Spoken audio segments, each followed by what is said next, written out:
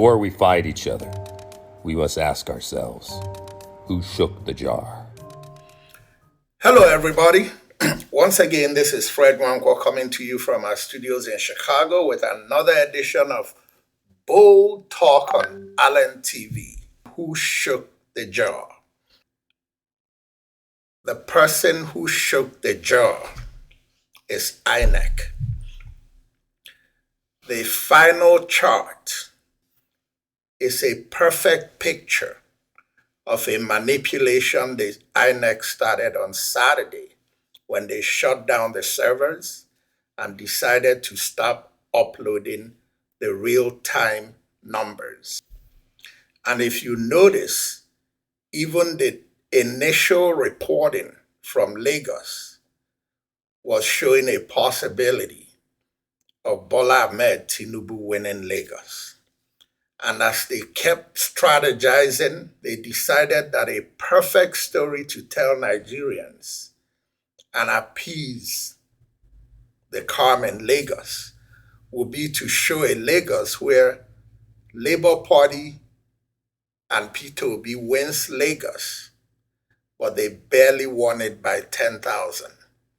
So that APC and INEC and Bola Ahmed Tinubu and their supporters could say, hey, but we didn't cheat. Peter Obi won in Lagos. If we were cheating, it's embarrassing for him to lose Lagos. So we would have taken Lagos by all means. But we didn't do that because we're fair. We're running a free and fair election. Garbage. And exactly what they did in Lagos is the final tally they gave you in that report they call the final report of the uploads of the results. Another place to take a good look at, and I'm not going into detail on all of them, is take a good look at Ekiti State. There's no way the population of the non-Igbo, non-Yorubas, rest of Nigerian non-Yorubas minus Igbos in Ekiti is not at least enough to pull up that number. And we know that there are progressive Yorubas in Ekiti, regardless of how little their numbers may be. But the mighty INEC, in their ignorance and can't even cheat right, gave Labour Party 11,000 votes in Ekiti. Folks, that's fine. The reality is that the spirits of our youth is high. They've seen what they can do, and they know that change is here. Even if this one is stolen, but change is here. Change may be delayed, but change is here. And I appeal to the youth not to be disappointed. Go out next week, Saturday, in Lagos and show what you can do. And the world will be watching APC and INEC and Bola Ahmed Tinubu and what they do in Lagos next Saturday. We must not disappoint Badebo, Rhodes, Vivor. And to my Southwesterners, let me speak to you in your own language. Anwareko, ṣe dáadáa lẹ́wà. Mo kí yín o, mo kí yín gan. Nǹkan tẹ́ ṣe last Saturday ni pé ẹ shock Nigeria. Ẹ sọ fún wọn pé ẹ̀yin lẹ mọ̀ how politics should be practiced. Ẹ jẹ́ a má jẹ́ kí slow down ta experience ní gbogbo process yìí. Ẹ má jẹ́ kó bẹ́ẹ̀ mi wá jẹ́ o. Our work is still cut out for us. Ṣùgbọ́n mo kàn fẹ́ fi opportunity kí n sọ pé thank you so much from the bottom of my heart. The Obedient movement and Peter Obi and Dati Ahmed will be forever grateful for what you did. Gbogbo àwọn people around the world ló ń gbàdúrà fún wa. Wọ́n ń gbàdúrà fún Nàìjíríà. Wọ́n dẹ̀ ń kí yín fún nǹkan tẹ́ ṣe fún Nàìjíríà. And let's not lose focus. Let's not let this minor hiccup dampen our spirits. We must remember that there is another key election coming up in 11 days. And as you share this video from now till the next 11 days, the number 11 will keep shrinking. You have started something major in Lagos. It'll be a shame if you don't finish.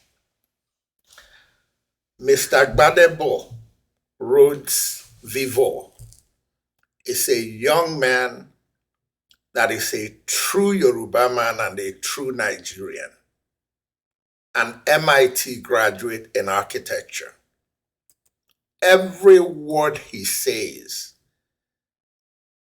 breeds his pride in Yorubas and for uniting Nigerians.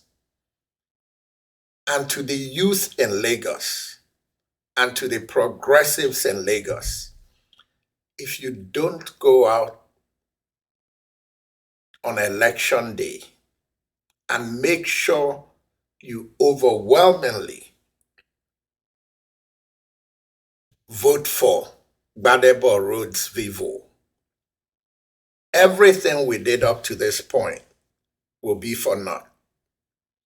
Yes, Peter Obi won Lagos, but remember that the numbers they show for winning Lagos is a disgrace to what you did to give him Lagos. The next election for governors will be an opportunity for you. Let's deliver Lagos to Gbadebo Rhodes Vivo and to the non-Yorubas in Lagos.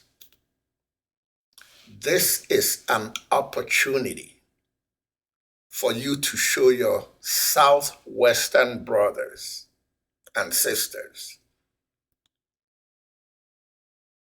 that you're in Lagos to build bridges towards uniting Nigeria. Let's not create a picture that showed that massive turnout last Saturday for Peter Obi and Dati Ahmed and not duplicate the same thing or more next week Saturday for Gbadebo Rhodes Vivo. Because if you don't make that same effort, the doomsday advocates that are trying to divide us and conquer us are going to say, yes, you see that. They came out for Peter Obi, but they abandoned Gbadebo. We are not going to abandon Gbadebo. We are going to double our efforts for Gbadebo. And I call on non-Yorubas across the world and across Nigeria who have family in Lagos that are registered to vote to call them from everywhere you are and urge them to go and support Gbadebo Rhodes Vivo and bring him to victory and show the forces against progressive movements in Lagos that this is not about Igbos, this is not about non-Yorubas, this is about uniting Nigeria, starting in Lagos and building a coalition that's going to take back our country and include the youth and women and progressives in the direction that our country wants to go.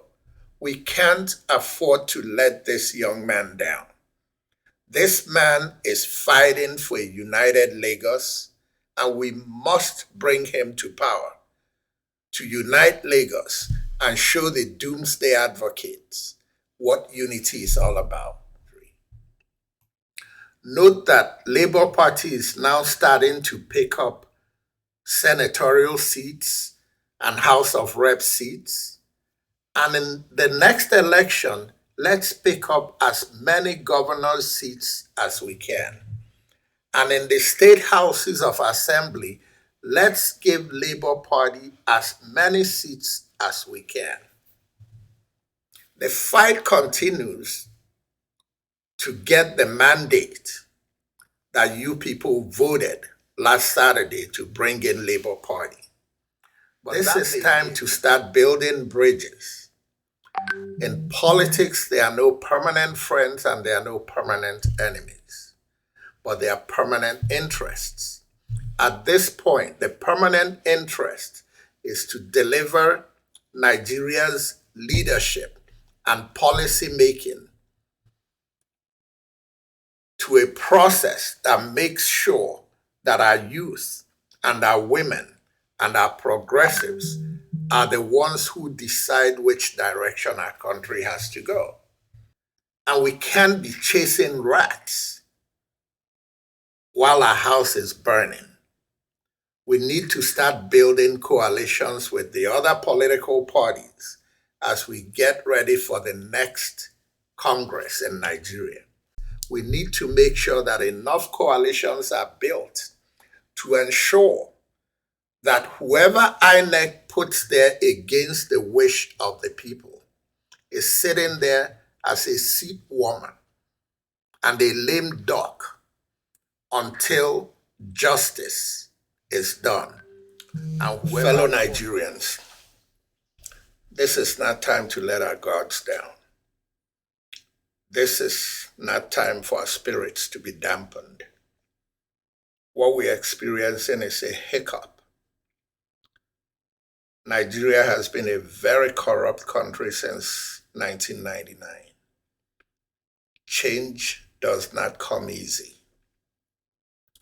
The people responsible for the corruption and the people responsible for running down our country are not going to go down easy. But we have to show our resolve that we are not going to let up. We have to continue to work together as fellow countrymen and women. Let's not let them divide us at this point. Everything they do from now on out is going to be to find a way to divide us. Oh, Omo Igbo ni. Oh, Onya Yoruba. Oh, na Fulani person. Oh, Shawon Hausa yen. Shawon Fulani. No, it's all lies. We are fellow countrymen and women, and we're in this fight together. The mission is to get rid of the cabal and get rid of the status quo and bring in change. We cannot let down our youth. Our youth took the bullet at the Lekki toll gate 2 years ago. They've come back this time. They were called the lazy youth. They were called social media champions. They said they were not going to vote. The youth came out and voted, and they stole their votes. They're trying to steal their mandates. We can't let them down. We have to continue to push on and continue to fight until justice is done. But it has to be nonviolent. There must be no violence. We must not tempt them to come killing us. Ladies and gentlemen, this is Fred Mwanko again coming to you from our studios in Chicago with an edition where I'm saying thank you to Nigerians, thank you to progressives, thank you to Southwestern progressives, thank you for everything you did last Saturday, and our youth, I twirl for you. Good night, everybody, and God bless. Get up, stand up for your rights. It's up to get up, stand up. Don't give up the fight. Get up, stand up for your rights.